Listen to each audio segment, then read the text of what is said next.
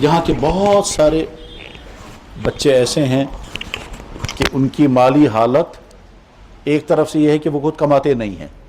لیکن دوسری طرف سے یہ ہے کہ جیب خرچ کے طور پر ان کو پیسہ ملتا ہے اور ان کے اکاؤنٹ میں پیسہ موجود رہتا ہے، تو ان کو قربانی واجب ہوتی ہے۔ وہ سمجھتا ہے میں تو ابھی اسٹوڈنٹ ہوں،